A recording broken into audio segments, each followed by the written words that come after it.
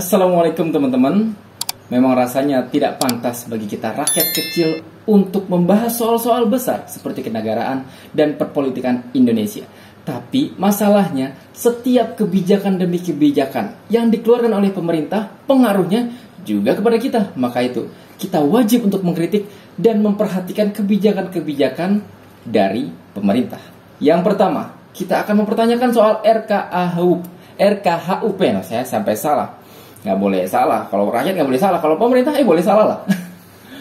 RKHUP atau Rancangan Undang-Undang Kitab Hukum Pidana yang saat ini hampir saja disahkan. Soal RKHUP penghinaan terhadap presiden dan juga pejabat yang sah.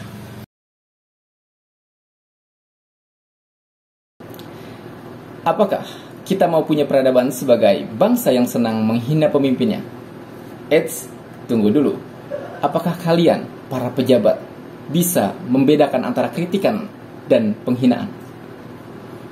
Yang seringkali kalian tidak mampu dan mungkin kurang pintar untuk membedakan kritikan dan penghinaan. Sehingga kritikan dan kalian mudah tersinggung akhirnya menjadi penghinaan. Atau penghinaan yang di dalamnya sebenarnya ada kritikan. Dan kalian hanya men-highlight penghinaan tersebut. Dan jadilah pasal tersebut menjerat rakyat kecil seperti kita.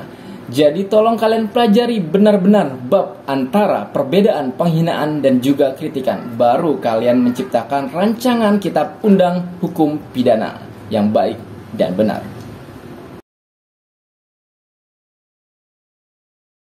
Sepertinya kita mampu membaca langkah-langkah pemerintah untuk melindungi dirinya sendiri dan juga senantiasa melindungi kekuasaan. Sehingga apapun yang mereka produksi, entah itu aturan, entah itu kebijakan, yang kita itu nggak bisa untuk mengkritik keras. Padahal kritikan keras kita karena emosi kita, pendapat kita tidak didengar. Sehingga kata-kata keras itu harus muncul. Ya kita paham lah, kuping pemerintah bukan tebal soal kritikan, tapi itu kayak semacam penyakit gitu. Bolot lah ya kita bisa sebut bolot gitu. Sehingga kata-kata yang keras, kalimat-kalimat yang kasar itu memang harus dilontarkan untuk pemerintah agar dia bisa mendengar dengan baik suara rakyat. Ya, saya juga bisa kasih contoh penghinaan terhadap presiden ya. Itu Bu Puan Maharani yang selfie, sampingnya ada presiden dan Bu Megawati, apakah tidak termasuk penghinaan? Kalau saya menganggapnya itu penghinaan terhadap presiden.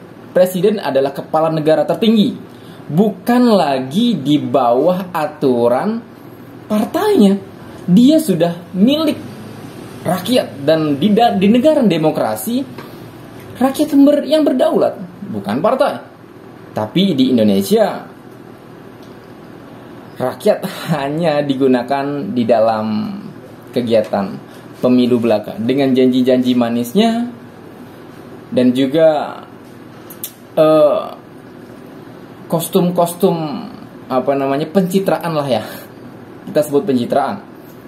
Apakah itu bukan sebagai penghinaan terhadap Presiden Jokowi?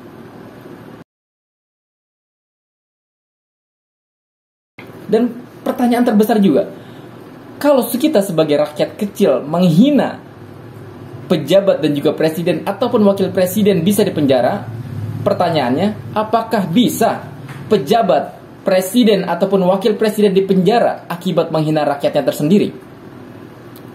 Contoh, tukang bakso. Contoh, rakyat Papua. Lalu berarti ibu dan anak bisa dipenjara dong. Oke, cukup dari saya, rakyat kecil, rakyat biasa. Mudah-mudahan RKHUP terhadap penghinaan presiden dan wakil presiden beserta pejabatnya tidak disahkan.